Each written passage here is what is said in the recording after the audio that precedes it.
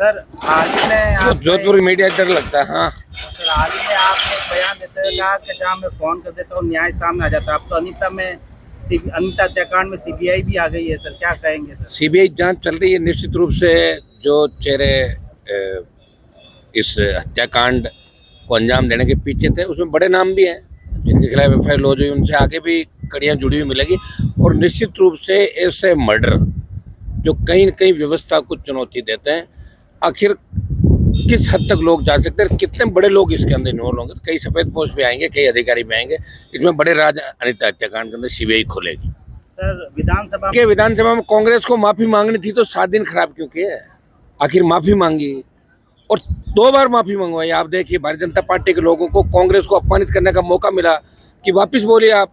बात तो ये हुई थी कि कांग्रेस का प्रदेश अध्यक्ष माफी मांगे, तो जूली जी ने कहा हाँ, प्रदेश अध्यक्ष की जो प्रदेश अध्यक्ष ने गलती की, जो इन्होंने गलत व्यवहार किया आसन के प्रति, उनकी तरफ से माफी मांगते हैं। तो एक तरीके से जब माफी मांगनी थी तो 7 दिन तक राजस्थान की जनता के जो अरबों खरबों रुपए खर्च होते हैं, जब विधानसभा चलती है, लोकसभा चलती है, और इस सेशन को आप हाँ हुल्लड़ के अंदर अपनी फोटो छपवाने के अंदर अगर सेशन खत्म करा दो, इसकी दादी इसकी नानी हुआ मार, तो आप क्या संदेश देना चाहते हो, क्या मैसेज आप देना चाहते हो? निश्चित रूप से अब ये विधानसभा का जो अब का कार्यकाल है, ये आज तक का सबसे गिरा हुआ विधानसभा का कार्यकाल होगा 5 साल।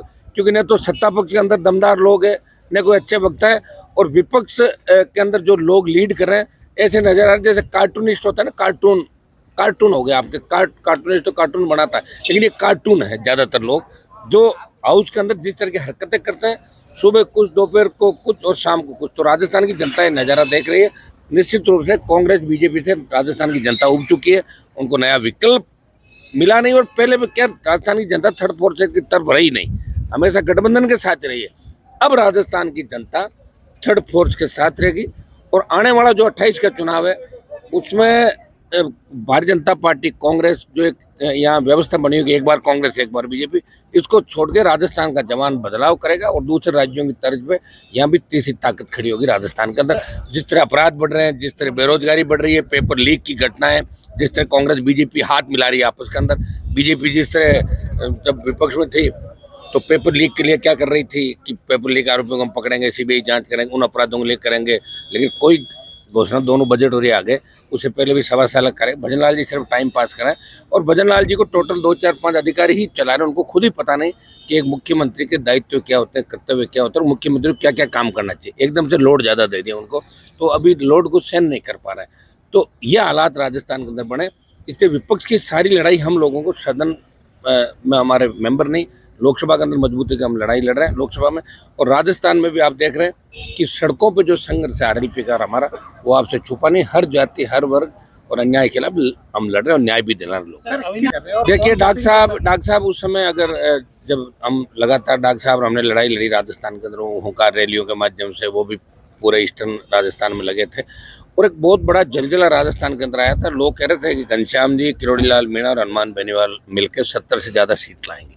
दुर्भाग्य से 2018 के अंदर डॉक्टर किरोड़ी लाल जी बीजेपी के अंदर चले गए। उसमें नहीं जाना चाहिए, तो जो वसुंधरा झगड़ा करके तो बाहर आए थे, वो वहाँ चले गए। और जाने के बाद जिस तरह भारतीय जनता पार्टी ने उस बात को मन के अंदर रखा कि ये बाहर जाकर यार अब इनको ठीक करना, तो उस द्वेषता की भावना के साथ भारतीय जनता पार्टी ने उनका राजनीतिक कैरियर एक तरीके से खत्म करने का प्रयास किया।